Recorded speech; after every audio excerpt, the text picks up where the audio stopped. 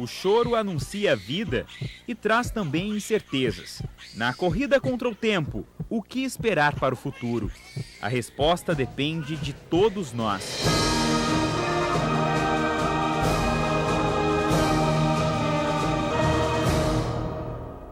Tudo começou aqui. A Revolução Industrial foi não só a marca para os tempos modernos, mas também o início de uma mudança completa nos padrões de produção e consumo. Comportamento que, ao longo do tempo, levou as emissões de gases do efeito estufa a níveis preocupantes. Uma verdade inconveniente que chamou a atenção de americanos, asiáticos, europeus, está mais perto do que imaginamos. O trabalho do ex-vice-presidente dos Estados Unidos, Al Gore, levou o Oscar de melhor documentário em longa-metragem no ano passado e conseguiu fazer com que os olhos do mundo se voltassem para os efeitos do aquecimento global. Entre as previsões que beiram a catástrofe está o aumento do nível do mar em 60 centímetros até o final do século, com inundação de áreas costeiras em vários países. O furacão Katrina, que devastou a cidade americana de Nova Orleans em 2005, é apresentado como uma das consequências do aumento da temperatura.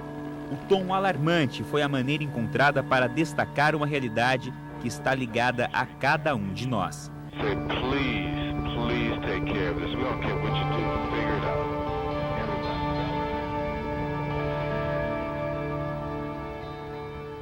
A responsabilidade da minha geração, dos que têm acima de 50 anos, e da geração dos adultos de hoje, os mais jovens, é muito grande.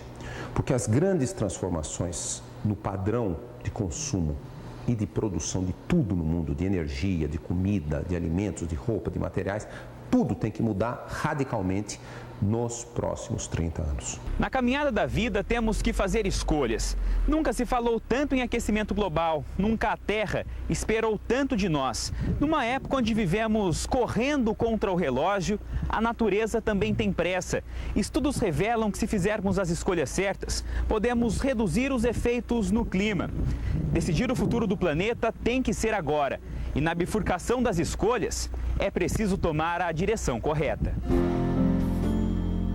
Eles escolheram Creuza, Everaldo, Maria, Fernando, Pedro, Neide, brasileiros conscientes que com atitudes isoladas estão cuidando da terra, a nossa casa.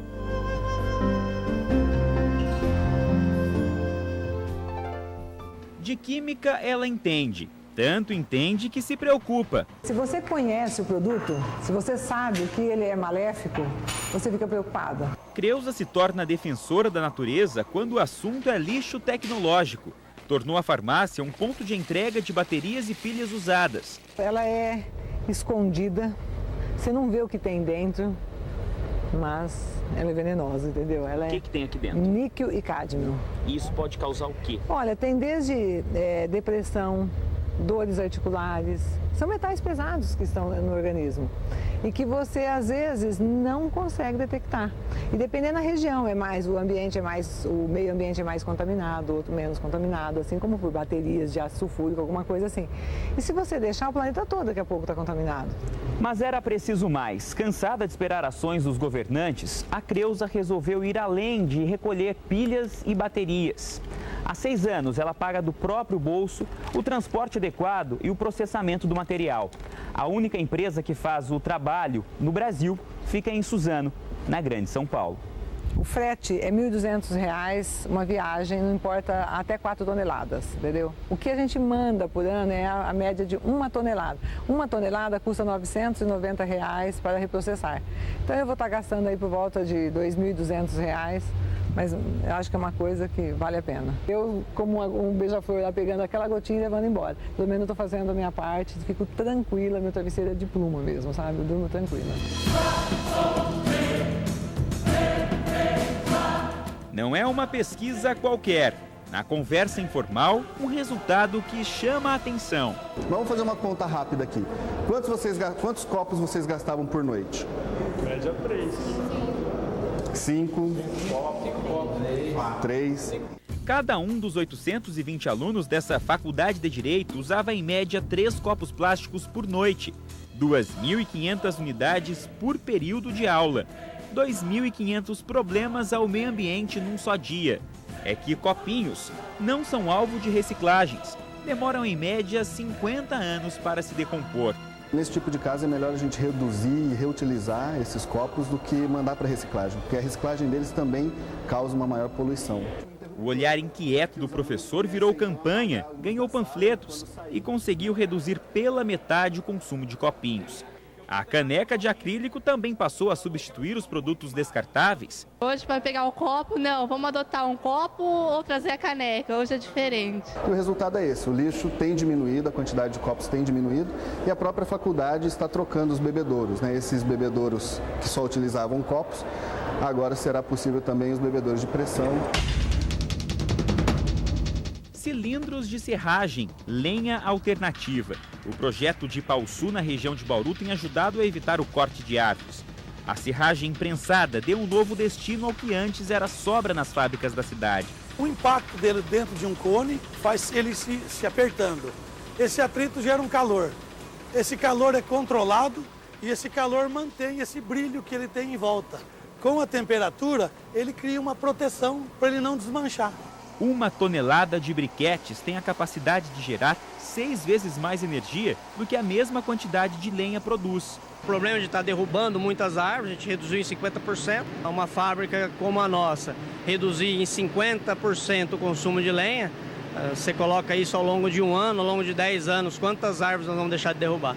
Mas além de preservar, temos que plantar, recuperar o que já foi devastado e ainda mais. Calcula-se que, em média, cada cidadão deva plantar 40 árvores por ano para compensar as emissões de gás carbônico. Que tal fazer as contas? Então, 40 multiplicado por 72 anos, que é a média de vida do brasileiro, teriam que ser plantadas 2.880 árvores por pessoa. Mas como não há espaço no planeta para tantas árvores assim, a solução deve vir de outras maneiras. Reciclar, repensar. Quanto maior o consumo, maior a quantidade de energia gasta e poluentes emitidos. Por isso, ações de reaproveitamento são bem-vindas.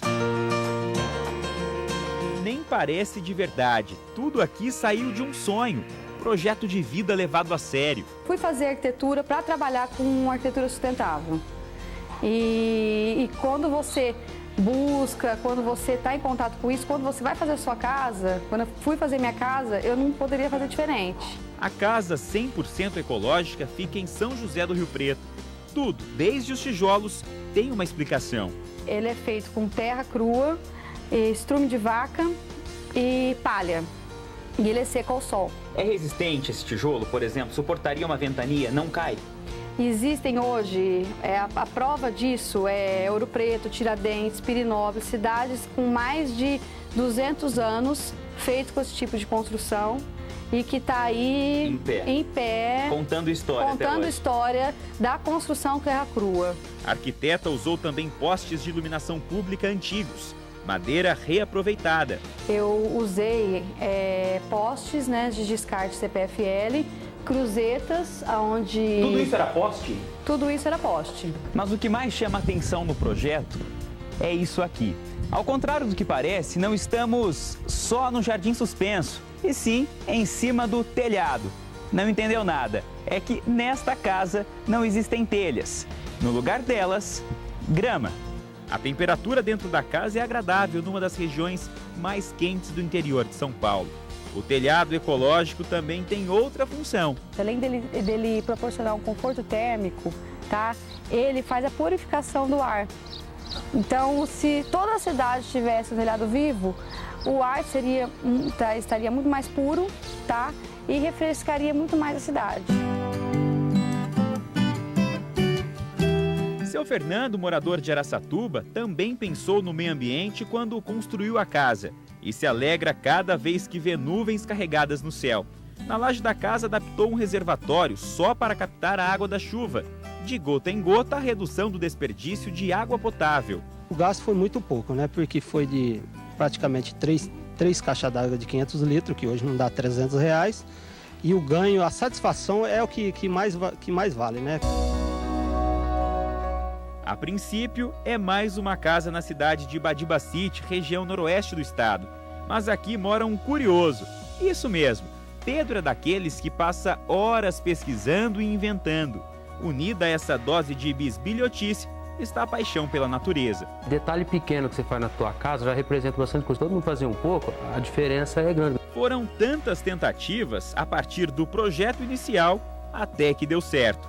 Quem gostou foi a mulher dele. Essa água é quente mesmo ou não? É quentinha.